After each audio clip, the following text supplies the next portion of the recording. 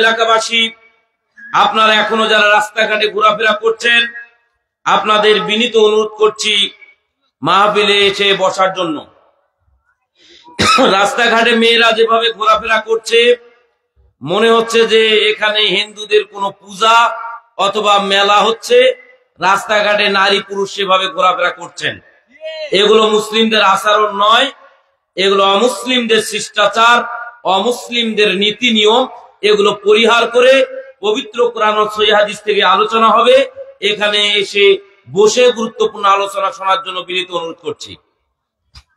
সম্মানিত উপস্থিতি, সময় সংক্ষিপ্ত, এই সংক্ষিপ্ত সময়ে আমরা গুরুত্বপূর্ণ কিছু কথা বলবো ইনশাআল্লাহ। আজকে আমাদের জীবন পরিচালনার ক্ষেত্রে প্রত্যেকটি ক্ষেত্রে মানবতাহীনতা চলছে। কোথাও গিয়ে আপনি মানবতা পাবেন না। ইসলামী নেতাদের কাছেও যেমন মানবতা পাবেন না, অনুরূপ ভাবে যেসব দুনিয়ার নেতা তাদের কাছেও মানবতা পাবেন না। শিক্ষাগারেও মানবতা নেই, কোর্ট কাছারিতে মানবতা নেই, কোন জায়গায় মানবতা নেই। আমরা সংক্ষিপ্ত আকারে আলোচনা করব মানবতার অবক্ষয়। আজকে গোটা পৃথিবী সহ আমাদের দেশ সহ গোটা পৃথিবীতে কোথাও মানবতা নেই। মানবতা না থাকার কারণে আজকে আমাদের সমাজে কোথাও কেউ ন্যায় প্রতিষ্ঠা করতে পারছে না এবং ন্যায় কোথাও পাচ্ছে না। আমরা পয়েন্ট আকারে কয়েকটি কথা বলবো, কয়েকটি পয়েন্ট আলোচনা করবো আপনাদের সামনে ইনশাআল্লাহ। ওমা তাওফিক ইল্লা বিল্লাহ। আপনারা মনোযোগ সহকারে শোনার চেষ্টা করবেন ইনশাআল্লাহ। সম্মানিত উপস্থিতি, আমরা প্রথম পয়েন্টে আলোচনা করব ধর্মহীনতা শিক্ষা। আমাদের সিলেবাসে যে লেখাপড়াগুলো হচ্ছে, আমাদের ছেলে মেয়েগুলোকে পড়ানো হচ্ছে, সেই লেখাপড়া, সেই সিলেবাসটা হচ্ছে অমুসলিমদের তৈরি করা সিলেবাস। কারণ আমাদের আগ্রহটা সেখানে বেশি। কারণ আমরা চিন্তা করি আমার ছেলেটাকে ইংলিশ মিডিয়াম স্কুলে পড়ালে ডাক্তার হবে, ইঞ্জিনিয়ার হবে, লক্ষ লক্ষ টাকা ইনকাম করবে। কিন্তু মাদ্রাসায় দিলে আমার ছেলে বক্তা হতে পারে, আমার ছেলে আলেম হবে, কিন্তু আমার ছেলে লক্ষ লক্ষ টাকার মালিক হতে পারবে না। আমার ছেলে দুনিয়ায় বড় বাড়ি, বিল্ডিং, গাড়ি বাড়ি এগুলো করতে পারবে না। অতএব আমাকে ইংলিশ মিডিয়ামে লেখাপড়া করাতে হবে, সেখানে আমার ছেলে দুনিয়ায় উপকৃত হবে, আখিরাতটা পরে দেখা যাবে। যার কারণে আমাদের শিক্ষা ব্যবস্থার অবস্থা খুবই খারাপ। নবী মুহাম্মদ রাসূলুল্লাহ সাল্লাল্লাহু আলাইহি ওয়াসাল্লাম বললেন যে আল্লাহ নবী সাল্লাল্লাহু আলাইহি ওয়াসাল্লাম বললেন, মানুষের উপর যে শাস্তিগুলো হয়, মানুষের উপর আল্লাহর পক্ষ থেকে নাজিলকৃত যে শাস্তিগুলো আমাদের উপরে আসে, এই শাস্তি আসার একটি গুরুত্বপূর্ণ কারণ হচ্ছে যে এই শিক্ষা, মানুষ দুনিয়াবী শিক্ষা অর্জন করবে, আখিরাতের শিক্ষাকে ছেড়ে দিবে। আল্লাহ নবী সাল্লাল্লাহু আলাইহি ওয়াসাল্লাম বলেন, অতুল্লিমা লিগায়রিদ দ্বীন, যখন মানুষেরা দুনিয়াবী শিক্ষা অর্জন করবে, আখিরাতের শিক্ষাকে, কোরআন সুন্নাহ শিক্ষাকে ছেড়ে দিয়ে শুধুমাত্র দুনিয়াবী শিক্ষা অর্জন করবে, তখন পাপ সংগঠিত হবে। আর এই পাপ সংগঠিত হওয়ার কারণে আমাদের উপরে শাস্তি আসতেই থাকবে। হাদিসের শেষের অংশে গিয়ে আল্লাহ নবী সাল্লাল্লাহু আলাইহি ওয়াসাল্লাম বললেন, যখন মানুষ এই পাপগুলো করবে, তার মধ্যে একটি পাপ হচ্ছে যখন মানুষ দুনিয়া শিক্ষা নিয়ে ব্যস্ত হবে, আখিরাতের শিক্ষাকে ছেড়ে দিবে, কোরআন সুন্নাহ শিক্ষাকে ছেড়ে দিয়ে শুধুমাত্র দুনিয়াবী শিক্ষা অর্জন করবে, তখন পাপ সংগঠিত হবে। আর এই পাপ সংগঠিত হওয়ার কারণে মানুষের উপরে শাস্তি নাজিল হবে। আল্লাহ নবী সাল্লাল্লাহু আলাইহি ওয়াসাল্লাম বললেন, যখন এই পাপ সংগঠিত হবে, তখন তোমরা অপেক্ষা করো রিয়ান হামরা, তখন তোমরা অগ্নিবায়ুর অপেক্ষা করো। তোমাদের উপরে অগ্নিবায়ু হবে, যেখানে সেখানে অগ্নিকাণ্ড ঘটবে, যেখানে সেখানে আগুন লেগে যাবে, মানুষের চেহারা বিকৃত হবে, ভূমিধস হবে, ভূমিকম্প হবে, একটার পর একটা আসতেই থাকবে।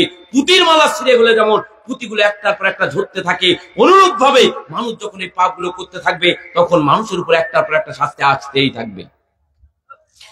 আজকে সব স্থানে চলছে কোন এলেমের, কোন জ্ঞান শূন্য মানুষ। মানুষ ঘুরছে কে কি করবে, শুধুমাত্র দুনিয়া নিয়ে ব্যস্ত হয়ে গেছে, আখিরাত নিয়ে কোনো চিন্তা নেই। আমাকে 10 তলা বাড়ি করতে হবে, আমাকে 5 তলা বাড়ি করতে হবে, গাড়ি বাড়ি রেখে যেতে হবে, আমার ছেলে মেয়েকে কেউ যেন গরিব বলতে না পারে। আমি দুনিয়া নিয়ে ব্যস্ত হয়ে গেছি, আখিরাতের শিক্ষাকে আমরা ছেড়ে দিয়েছি মাদ্রাসায়। আজকে দেখেন মাদ্রাসায় ছাত্র কম, মাদ্রাসাগুলোতে আমরা ছাত্র দিচ্ছি না কেন? মাদ্রাসায় দেওয়া না দেওয়ার কয়েকটি কারণ আছে। একটা কারণ হচ্ছে ছাত্রদেরকে নিয়ে ভিক্ষা করায় না, ছাত্রদেরকে দিয়ে মাদ্রাসায় ভিক্ষা করানো হয়। এরা ইসলামের শরীয়তের অবশ্যই খেলাফ। ছাত্রদেরকে ছোটবেলা থেকেই ভিক্ষা করা শেখানো নিঃসন্দেহে খারাপ কাজ। আপনি রাস্তায় বের হবেন, এখান থেকে বগুড়ায় যাবেন, দেখবেন কয়েক জায়গায় আপনি পাবেন মাহফিলের জন্য ছাত্ররা, মাদ্রাসা ছাত্র কালেকশন করছে গাড়ি ঘোড়া দাঁড় করিয়ে। করেন এরকম? করে কেন? বক্তাদেরকে 30,000, 40,000, 50,000 টাকা, 60,000 টাকা তাদেরকে দিতে হবে 1 ঘন্টা বক্তব্য করে। সেজন্য ছাত্র এতিম বাচ্চাদেরকে নামিয়ে দিয়েছে রাস্তায় কালেকশন করে, সেই টাকা নিয়ে বক্তাদেরকে দিতে হবে। এই মাহফিল গুলো বন্ধ করতে হবে। এই সমস্ত বক্তাদেরকে বয়কট করতে হবে। এরা জ্ঞানহীন বক্তা, এদের কোরআন সুন্নাহর ইলম নেই। এরা হচ্ছে বাজারি বক্তা, যারা হাজার হাজার টাকা কন্ট্যাক্ট করে বক্তব্য দিতে যায়, যারা 20, 30, 50,000 টাকা ছাড়া মাহফিলের ডেট নেয় না। এই সমস্ত বক্তাদেরকে বয়কট করতে হবে এবং এই সমস্ত বক্তাদেরকে বয়কট করার পাশাপাশি মাদ্রাসা মসজিদের জন্য রাস্তায় রাস্তায় কালেকশন এটাও বন্ধ করতে হবে।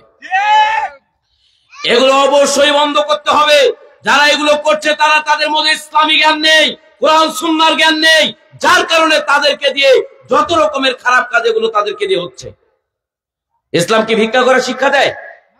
তাহলে আমি নিজেও তো চাবো যে আমার ছেলেকে এমন প্রতিষ্ঠানে ভর্তি করাবো যে প্রতিষ্ঠানে কোনো কালেকশন নাই। আপনার নিয়ত পরিবর্তন করেন, আপনার চিন্তা পরিবর্তন করেন। আপনি চিন্তা করেন যে এই মাদ্রাসায় দিলে কম টাকা খরচ হবে, সেখানে আমি আমার ছেলেকে পড়াবো। এই চিন্তা পরিবর্তন করেন। আপনার চিন্তা করেন আমার ছেলের ভালো লেখাপড়া দরকার, যেখানে বেশি টাকা নেই নিক, কিন্তু আমার ছেলেকে নিয়ে আমি কালেকশন না করাই, সেখানে আমি ভর্তি করাবো। তা আপনাদের পাশেও তো একটা মাদ্রাসা আছে দেখলাম, আলহামদুলিল্লাহ, যেখানে পাশেই। তো এখানেও তো মনে হয় এইভাবে কালেকশন হয় কিনা আমার জানা নেই। তো এই যে এখানে মাদ্রাসা আছে, এই সমস্ত মাদ্রাসায় আপনারা আপনাদের ছেলেদেরকে ভর্তি করাবেন। এখানে হেফজো রয়েছে, হেফজো মাদ্রাসা, এখানে আপনারা আপনাদের ছেলেদেরকে লেখাপড়া করাবেন ইনশাআল্লাহ। সম্মানিত উপস্থিতি, এরপরে আসুন দ্বিতীয় নম্বর পয়েন্ট, নিয়ন্ত্রণহীন পারিবারিক ব্যবস্থা। আমাদের পরিবার পুরা নিয়ন্ত্রণের বাইরে। স্বামী তার স্ত্রীর বাইরে, স্ত্রী তার স্বামীর বাইরে। স্বামী স্ত্রীর আনুগত্যশীল নয়, স্ত্রী স্বামীর আনুগত্যশীল নয়। পরিবারের মধ্যে যারা সদস্য আছে কেউ কারো আনুগত্যশীল নয়, যে যার মতো চলে, কেউ কারো কথা মতো চলে না। আমাদের পরিবারগুলোকে কন্ট্রোল করা খুবই জরুরি। আমাদের পরিবার আমাদের কন্ট্রোলের বাইরে চলে গেছে। আল্লাহ রাব্বুল আলামিন সে কথাই বলছেন সূরা তাহরিমের 6 নম্বর আয়াতে আল্লাহ তাআলা বললেন, ইয়া আইয়ুহাল্লাযীনা আমানু কু আনফুসাকুম ওয়া আহলিকুম নারা। হে ঈমানদারগণ, তোমরা যারা ঈমান আনয়ন করেছো, আল্লাহর প্রতি বিশ্বাস স্থাপন করেছো, তোমরা নিজে জাহান্নামের আগুন থেকে বাঁচো এবং তোমার পরিবারকে জাহান্নামের আগুন থেকে বাঁচাও। তার মানে পরিবারের যিনি মালিক, তিনি পরিবারের সদস্যদেরকে জাহান্নামের আগুন থেকে বাঁচাবেন এবং তিনি নিজেও জাহান্নামের আগুন থেকে বাঁচবেন। আল্লাহ রাব্বুল আলামিন বিভিন্ন আয়াতে হে আদ জাতি, সামুদ জাতি এবং বিশ্ববাসী বলে উল্লেখ করেছেন, কিন্তু আল্লাহ তাআলা এই আয়াতে এসে বলছেন, হে ঈমানদারগণ, তোমরা যারা ঈমান আনয়ন করেছো, তার মানে আল্লাহর আনিত বিধান, আল্লাহর নাজিলকৃত বিধান ঈমানদার লোকেরাই অনুসরণ করে। তাই আল্লাহ রাব্বুল আলামিন ঈমানদার লোকদেরকে ডেকে বললেন, তোমরা যারা ঈমান আনয়ন করেছো, আল্লাহর প্রতি বিশ্বাস স্থাপন করেছো, তোমরা নিজে জাহান্নামের আগুন থেকে বাঁচো এবং পরিবারের সদস্যদেরকে জাহান্নামের আগুন থেকে বাঁচাও। তার মানে আল্লাহ রাব্বুল আলামিন পরিবারের মালিকের হাতে এমন কিছু নিয়ম পদ্ধতি আল্লাহ শিক্ষা দিয়েছেন। পরিবারের পরিচালককে, যিনি পরিবার নিয়ন্ত্রণ করেন, আল্লাহ রাব্বুল আলামিন এমন কিছু নিয়ম পদ্ধতি পরিবারের মালিকের হাতে দিয়েছেন, যে এই নিয়ম পদ্ধতি অনুসরণের মাধ্যমে পরিবারের মালিকটা নিজে জাহান্নামের আগুন থেকে বাঁচতে পারবে এবং পরিবারের সদস্যদেরকে জাহান্নামের আগুন থেকে বাঁচাতে পারবে। আল্লাহ রাব্বুল আলামিন আরো বলেন, ওমর আহলাকা বিসসালাহ ওয়াসতাবির আলাইহা, তুমি নিজে সালাত আদায় করো এবং তোমার পরিবারের সদস্যদেরকে সালাত আদায়ের জন্য নির্দেশ দাও। আমরা নিজে সালাত আদায় করি না, পরিবারের সদস্যদেরকে সালাত আদায়ের জন্য উদ্বুদ্ধ করি না। আমার ছেলে কি, আমার মেয়ে কি, আমরা তাদেরকে সালাতে নিয়ে যাই না এবং তাদের জন্য আমরা সালাতে যাওয়ার ব্যবস্থা করি না এবং তাদের প্রতি আমরা কঠোর হই না। অবশ্যই পরিবারের সদস্যদের প্রতি যদি আপনার কঠোরতা না থাকে, এই পরিবার নিয়ন্ত্রণহীন থাকবে, এই পরিবার কোনোদিন কন্ট্রোলে থাকবে না। কারণ নবী মুহাম্মদ রাসূলুল্লাহ সাল্লাল্লাহু আলাইহি ওয়াসাল্লাম বলছেন, তোমাদের পরিবার থেকে যেন শাসনের ভার কোনো সময় উঠে না যায়, তোমাদের পরিবারে যেন কোনো সময় শাসনের ভার উঠে না যায়, সর্ব অবস্থায় যেন তোমাদের পরিবারে তোমাদের শাসন থাকে। যেই পরিবারের শাসন আছে ওই পরিবার নিয়ন্ত্রণের মধ্যে আছে, যেই পরিবারের শাসন আছে ওই পরিবারের ছেলে মেয়ে স্ত্রী সন্তান সবাই আদর্শ হবে। অবশ্যই শাসন থাকতে হবে। রাসূল সাল্লাল্লাহু আলাইহি ওয়াসাল্লামের জামানায় সাহাবীগণ তারা তাদের বাড়ির প্রধান গেটে মেইন গেটে লাঠি ঝুলিয়ে রাখতেন। পরিবারের সদস্যরা যখন বাড়ি থেকে বের হবে, বেরোর সময় লাঠি দেখবে, দেখে ভয় হবে যে বাইরে গিয়ে যদি আমি খারাপ কাজ করি তাহলে আমার অভিভাবক এটা দিয়ে মারবে। আবার বাড়িতে ঢোকার সময় যখন লাঠি দেখবে তখন তাদের মনে হবে বাড়ির ভিতরে কোনো খারাপ কাজ করা যাবে না। এই যে শাসনের ভার, এই ভার যেন আপনার পরিবার থেকে উঠে না যায়। যদি যায় তাহলে অবশ্যই আপনার এই পরিবার নিয়ন্ত্রণহীন, আপনার এই পরিবার কোনোদিন কন্ট্রোল হবে না। আপনি আপনার পরিবারকে কন্ট্রোল করা তো দূরের কথা, আপনি নিজে সিগারেট খান, আবার আপনার অবুঝ ছোট বাচ্চারে টাকা দিয়ে বলেন বাবা দোকান থেকে বিড়ি নিয়ে আসো। করেন এরকম? কথা বলেন না কেন? করে কিনা? ছোট বাচ্চাকে বিড়ি আনতে টাকা দিয়ে পাঠিয়ে দেয়, একদিন 2 দিন 3 দিন 4 দিন যাওয়ার পরে এবার ছেলে ভাবে যে আব্বা তোরা নিয়মিত খায়, আমি একটু খেয়ে দেখি কেমন লাগে। আমার আব্বা তো নিয়মিত বিড়ি খায়, সিগারেট খায়, আমি তো দোকান থেকে নিয়ে এসে দেই, তা আমি একটু খেয়ে দেখি। এবার পরে কয়েকদিন পর থেকে ছেলেও টানা শুরু করেছে। টানতে টানতে কয়েকদিন পরে বাপের সামনে টানে, কয়েকদিন তাকে বাপ দেখলে ফেলায় দেয় অথবা লুকে রাখে যে আব্বা আসতেছে খাওয়া যাবে না। এরপরে দেখে আমার আব্বা তো ছাড়ে না, আমার আব্বা তো খেতেই আছে, তার মানে এটা কোনো ভালো জিনিস, সুস্বাদু জিনিস, আমিও খেতে থাকি। তারপরে কয়েকদিন পরে বাপ বেড়া একসাথে মাঠে গিয়ে একসাথে সিগারেট বিড়ি খায়, একসাথে মাঠে কাজ করে আর বাপ বেড়া একসাথে সিগারেট খায়। তার মানে আপনি আপনার পরিবারটাকে নিজ হাতে ধ্বংস করে ফেলেছেন। আপনার পরিবারকে আপনি ধ্বংস করে ফেলেছেন। আপনার স্ত্রী আপনার মেয়েকে নিয়ে বেপরদায় অর্ধনগ্ন হয়ে রাস্তায় ঘোরাফেরা করে, মার্কেটে যায়, আত্মীয় স্বজনের বাড়িতে যায়। আপনার মেয়েটা কেবল সাবালক হয়েছে, এই সাবালক মেয়েকে নিয়ে আপনার স্ত্রী বেপরদায় রাস্তাঘাটে ঘুরে। আপনার মেয়ে মনে করে যে এটাই মনে হয় আদর্শ, এটাই মনে হয় নিয়ম। কারণ আপনার কাছ থেকে আপনার সন্তান, আপনার ছেলে শিখবে, আর আপনার স্ত্রীর কাছ থেকে আপনার স্ত্রী শিখবে। আপনারা দুজন যদি ঠিক না হন, আপনার এই পরিবার কোনোদিন আপনার নিয়ন্ত্রণে থাকবে না। তার মানে আপনি ঠিক নেই, এই কারণে আপনার পরিবার ঠিক নেই। আপনার ছেলে বিড়ি সিগারেট খায়, আপনি নিষেধ করেন না, কারণ আপনি এটা খান। এই জন্য ওই যে বড় হুজুরের মতো, মসজিদের বড় ইমাম সাহেবের মতো, বড় ইমাম সাহেবকে ফতোয়া জিজ্ঞাসা করেন, হুজুর জর্দা খাওয়া কি? বড় হুজুর বলবে মাকরু, বলে না? কারণ বড় হুজুর সিগারেট খায়, এজন্য বড় হুজুরের কাছে এটা মাকরু। মুফতি সাহেব সিগারেট খায়, এজন্য মুফতি সাহেব বলে সিগারেট খাওয়া মাকরু, জর্দা খাওয়া মাকরু। কে বলে? বড় হুজুর বলে। আপনার ছেলে বড় হুজুরের কাছে মুক্তব পড়ে, বড় হুজুরের কাছে মুক্তব পড়তে যায়, মুফতি সাহেবের কাছে সকালবেলা মুক্তব পড়ে, আর আপনার ছেলেকে পান দিয়ে, পানের সাথে জর্দা আনতে দোকানে পাঠায়। 2-4 দিন যাওয়ার পরে আপনার ছেলেটা ওখান থেকে শিখে, বড় হুজুর যেহেতু জর্দা দিয়ে পান খায়, আমিও জর্দা দিয়ে পান খাই। এরপর আস্তে আস্তে আপনার ছেলেটাও জর্দাখোর হয়ে যাচ্ছে। এইভাবে প্রত্যেকটি ক্ষেত্রে আজকে যে অবস্থা চলছে, কন্ট্রোল করা খুবই জরুরি। ইমাম সাহেবের ফতোয়া দিয়ে হবে না, বরং নবী মুহাম্মদ রাসূলুল্লাহ সাল্লাল্লাহু আলাইহি ওয়াসাল্লাম যে ফতোয়া দিয়েছেন সেই ফতোয়ার উপরে অটল থাকতে হবে। আপনি ইমাম সাহেবকে জিজ্ঞাসা করুন যে ইমাম সাহেব আপনি যে জর্দা খান, জর্দা খাওয়া কি? তো ইমাম সাহেব কি বলবে? মাকরু। তো ইমাম সাহেবকে জিজ্ঞাসা করেন যে হুজুর মাকরু মানে কি? তো বলে মাকরু মানে নিন্দনীয় কাজ, অপছন্দনীয় কাজ, তাই না? তো হুজুর অপছন্দনীয় কাজ যদি আপনি ইমাম হয়ে করেন তাহলে আমরা কি করব? ইমাম মানে নেতা না? তা আপনি যদি ইমাম হয়ে এই খারাপ কাজ করেন তাহলে আমরা কি করব? আল্লাহর নবী সাল্লাল্লাহু আলাইহি ওয়াসাল্লামের একটি হাদিস দিয়ে পৃথিবীতে যত রকমের নেশাদার দ্রব্য আছে সব হারাম প্রমাণিত হয়। মুফতি সাহেব বলছেন জর্দার কথা কোরআনে নেই, মুফতি সাহেব বলছেন বিড়ির নাম কোরআনে নাই, তাহলে এটা হারাম হবে কেন? কিন্তু নবী মুহাম্মদ রাসূলুল্লাহ সাল্লাল্লাহু আলাইহি ওয়াসাল্লাম বললেন লা যারারা ইল্লা যারারা, যেটা নিজের ক্ষতি করে এবং অন্যের ক্ষতি করে উভয়টি হারাম। সিগারেট ক্ষতি করে না নিজের? করে কিনা? আচ্ছা যার নাকে ধোঁয়া লাগে তার ক্ষতি হয় না? ক্ষতি হয় কিনা? তার ক্ষতি হয়। আল্লাহ নবী বলেন যেটা নিজের ক্ষতি হয় এবং অন্যের ক্ষতি হয় উভয়টি হারাম। তার মানে বিড়ি সিগারেট গুল দালা পাতা যা আছে এগুলো সবই হারাম। আল্লাহ নবী সাল্লাল্লাহু আলাইহি ওয়াসাল্লাম বললেন 3 শ্রেণীর লোক কোনোদিন জান্নাতে যাবে না, তাদের জন্য জান্নাতে যাওয়া হারাম। তার 1 নম্বর হলো মুদমিনুল খামর, যারা নিয়মিত বিড়ি সিগারেট গুল জর্দা আলাপাতা এই জাতীয় দ্রব্য খায় তারা কোনোদিন জান্নাতে যাবে না। আল্লাহ রাসূল সাল্লাল্লাহু আলাইহি ওয়াসাল্লাম বললেন, তিরমিজির বিশুদ্ধ সনদের হাদিস, যদি কোনো ব্যক্তি একবার নেশাদার দ্রব্য পান করে 40 দিন তার ইবাদত কবুল হবে না, 40 দিন তার সালাত কবুল হবে না। এই 40 দিনের ভিতরে যদি সে তওবা করে আল্লাহ তাকে ক্ষমা করবেন, তওবা না করে যদি মারা যায় তাহলে জাহান্নামে চলে যাবে। দ্বিতীয়বার আবার যদি নেশাদার দ্রব্য পান করে দ্বিতীয়বার আবার নেশাদার দ্রব্য পান করলে তার 40 দিন ইবাদত কবুল হবে না। এই 40 দিনের ভিতরে যদি তওবা করে আল্লাহ তাকে ক্ষমা করবেন, তওবা না করে মারা যায় তাহলে জাহান্নামে চলে যাবে। তৃতীয়বার আবার যদি নেশাদার দ্রব্য পান করে তাহলে তার 40 দিন ইবাদত কবুল হবে না। 40 দিনের ভিতরে যদি তওবা করে আল্লাহ ক্ষমা করবেন, তওবা না করে যদি মারা যায় জাহান্নামে চলে যাবে।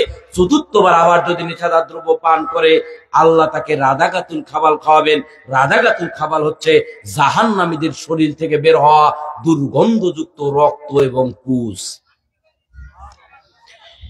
এত কঠিন শাস্তি জানার পরেও আমরা আজকে নেশাদার দ্রব্য ছাড়তে পারি নাই।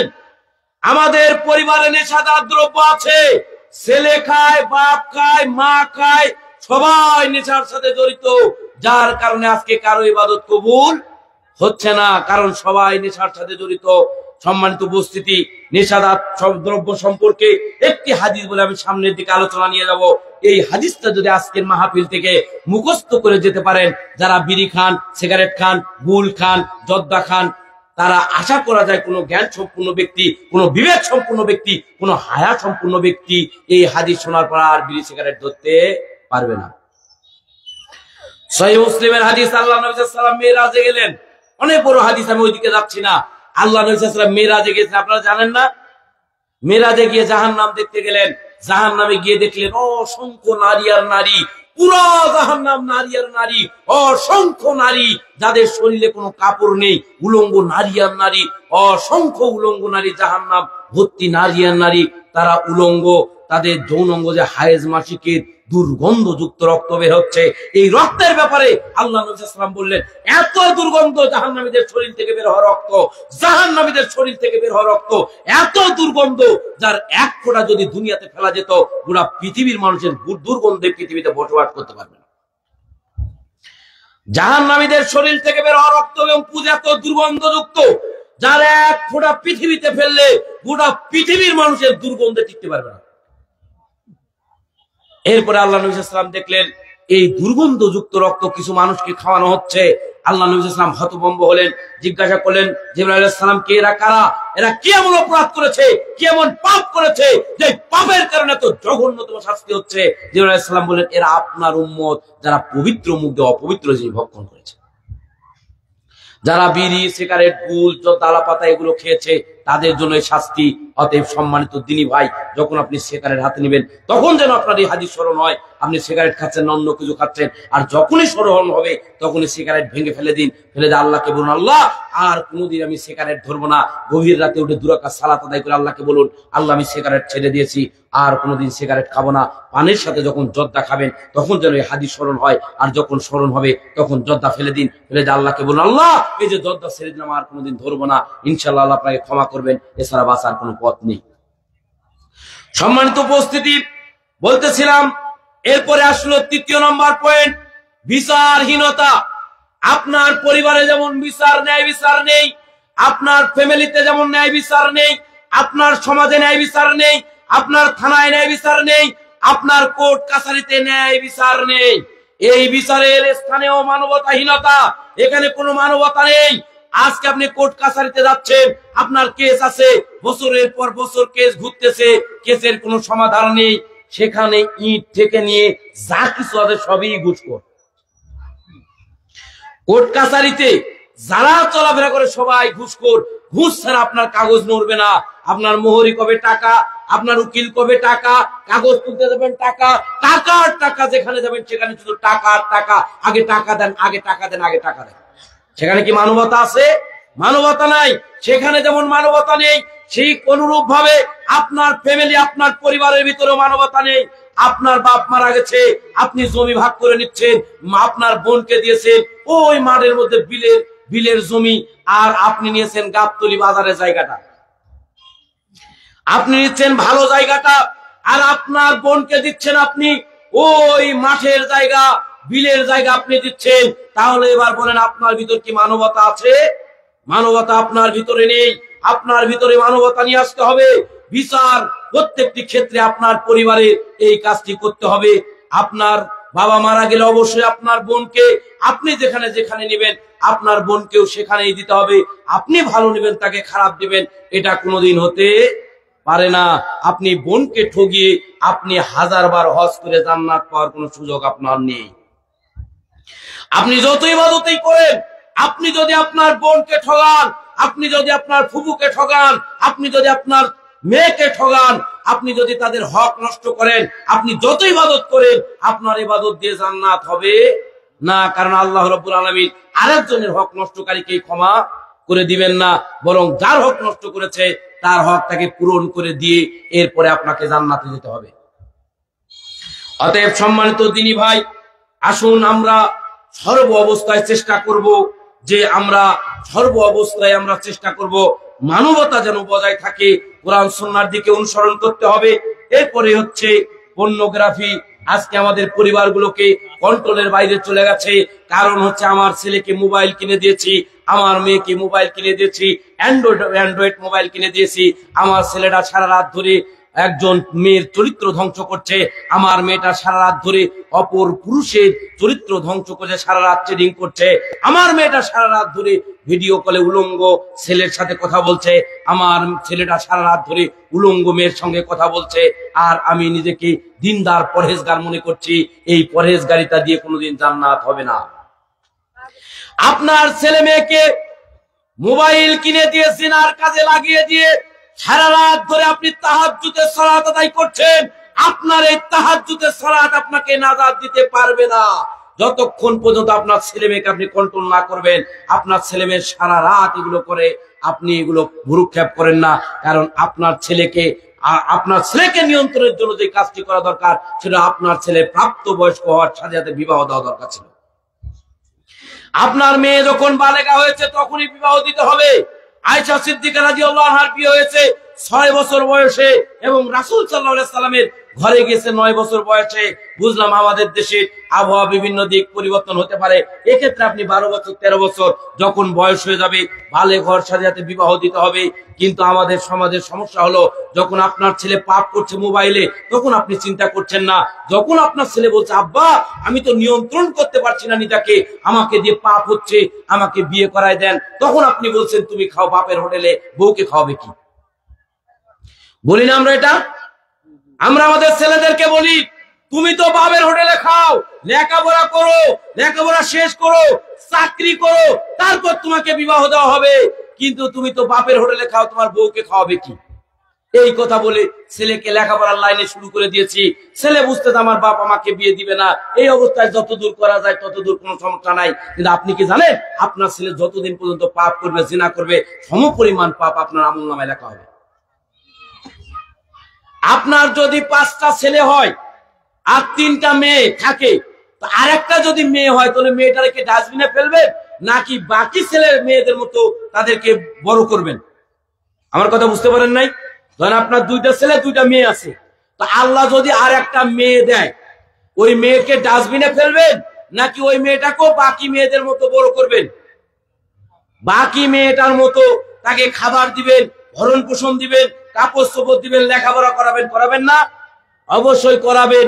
তাহলে আপনার ছেলেটা যখন প্রাপ্তবয়স্ক হয়ে গেছে তখন আপনার ছেলেটাকে বিয়ে করায় দেন, ওই পুত্রবধূকে মেয়ে মনে করেন, মেয়ে মনে করে তাকে ঘরে নিয়ে আসেন, তাকে মেয়ের মতো দেখেন, আপনার পুত্রবধূরা আপনাকে বাপের মতো দেখবে। আপনার পুত্রবধূ আপনাকে আপনার স্ত্রীকে মায়ের মতো দেখবে। কিন্তু আমাদের সমাজের, আমাদের পরিবারের চিত্রটা ভিন্ন। আমরা এরকম করে বয়স পার করে ফেলি বাচ্চাদের, ছেলেদের, পরে আর বিবাহ দিতে পারি না। তারপরেও বিবাহ যখন দেই তখন ওই শাশুড় আর বউ দুইজন বিপরীতমুখী, কেউ কাউকে সহ্য করতে পারে না। বউ শাশুড়কে সহ্য করতে পারে না, শাশুড় বউকে সহ্য করতে পারে না। কারণ বউ যেমন বউ যেমন শাশুড়িকে মা মনে করতে পারছে না, মাও এরকম বউকে মেয়ে মনে করতে পারছে না, যার কারণে আমাদের পরিবারে সমস্যা থেকেই গেছে, যুগ যুগ ধরে এই সমস্যাগুলো চলছে। অতএব আসুন সম্মানিত দিনী ভাই, আমাদের পরিবার নিয়ন্ত্রণের বাইরে চলে গেছে, তাদেরকে নিয়ে আসুন, স্বামী স্ত্রীর মধ্যে ভালোবাসা তৈরি করুন। আজকে স্বামী স্ত্রীর মধ্যে মহব্বত নেই, কারণ সারা রাত ধরে আপনি অন্য মেয়ের সাথে চেটিং করেন, আপনার স্ত্রী ঘুম পারে, আবার আপনি যখন কর্মক্ষেত্রে চলে যান, দিনের বেলা কাজে চলে যান, তখন আপনার মেয়েরা আপনার স্ত্রী সারাদিন মোবাইলে কথা বলে, রাতে যখন দুজন একসাথে শোন, দুজন দুই মুখে ঘুমায় পড়ে। তার মানে স্বামী স্ত্রীর মধ্যে কোনো মহব্বত নেই, ভালোবাসা নেই। স্বামী স্ত্রীর মধ্যে মহব্বত এবং ভালোবাসা তৈরি করতে হবে। ভালোবাসা মহব্বত যদি তৈরি করতে না পারি, তাহলে আমাদের এই পরিবার আমরা কন্ট্রোলে নিয়ে আসতে পারবো না। আমাদের পরিবারের অবস্থা অত্যাধিক খারাপ, আমাদের পরিবার নিয়ন্ত্রণের বাইরে। আপনি জিনার সাথে জড়িত, আপনি পরকীয়ার সাথে জড়িত, আপনার স্ত্রীও পরকীয়ার সাথে জড়িত। যখন আপনার পরিবার এই জিনার সাথে জড়িত হবে, তখন আপনার পরিবারের রহমত বন্ধ হয়ে যাবে। আপনার টেনশন কোনোদিন কমবে না, সর্বদা আপনি টেনশনের উপরে থাকবেন। আবার আপনার অভাব অনটন কোনোদিন কমবে না। আপনি সারাদিন পরিশ্রম করবেন, সারাদিন দৌড়ঝাঁপ করে হাজার হাজার টাকা আপনার হাতে আসবে, পরের দিন সকালে দেখবেন টাকা নেই, টাকা শেষ, কোথায় কি করেছেন আপনার মনে নেই। তার মানে আপনার বাড়িতে জিনা চলবে যখন, তখন আল্লাহর রহমত বন্ধ হয়ে যাবে। আল্লাহর রহমত বন্ধ হওয়ার আগেই আপনার পরিবার থেকে জিনা বন্ধ করে দিন। আপনার ছেলেকে প্রাপ্ত বয়স হলে বিবাহ দিন, আপনার মেয়েকে প্রাপ্ত বয়স হলে বিবাহ দিন, জামার বাড়িতে পাঠিয়ে দিন, অথবা জামাইকে নিয়ে এসে বিয়ে দেওয়াও রাখেন, যে জামাইকে আপনি লেখাপড়া করান, তবুও পাপ থেকে নিজেকে বাঁচান। আপনি নিজে বাঁচেন জাহান্নামের আগুন থেকে। আল্লাহ কোথায় বললেন, তোমরা নিজে জাহান্নামের আগুন থেকে বাঁচো, পরিবারকে জাহান্নামের আগুন থেকে বাঁচাও। আপনার ছেলে জিনা করছে, তাকে বিয়ে দিয়ে পুত্রবধূকে বাড়িতে রাখে। আপনার মেয়ে জিনা করছে, প্রয়োজনে একটা ছেলেকে বিবাহ দিয়ে আপনার বাড়িতে নিয়ে আসেন, ছেলেকে সহ লেখাপড়া করান। এই ব্যবস্থা করেন আপনি নিজে বাঁচার জন্য, পরিবারকে বাঁচানোর জন্য। সম্মানিত দিনী ভাই ও বোন, আসুন আমরা আমাদের পরিবারকে কন্ট্রোলের মধ্যে নিয়ে আসি, নিয়ন্ত্রণের মধ্যে নিয়ে আসি। যে আলোচনা শুরু করেছিলাম মানবতা, আসলে এটা দীর্ঘ একটা আলোচনার বিষয়। এই দীর্ঘ আলোচনা অল্প সময়ে সম্ভব নয়। দোয়া করবেন ইনশাআল্লাহ, আল্লাহ রাব্বুল আলামিন অন্য কোনো দিন যদি আবার সুযোগ দেন, সেই দিন ইনশাআল্লাহ আমরা আপনাদের সামনে এই বিষয়গুলো আলোচনা করব ইনশাআল্লাহ। ওমা তাওফিকি ইল্লা বিল্লাহ। আসসালামু আলাইকুম ওয়া রাহমাতুল্লাহি ওয়া বারাকাতুহু।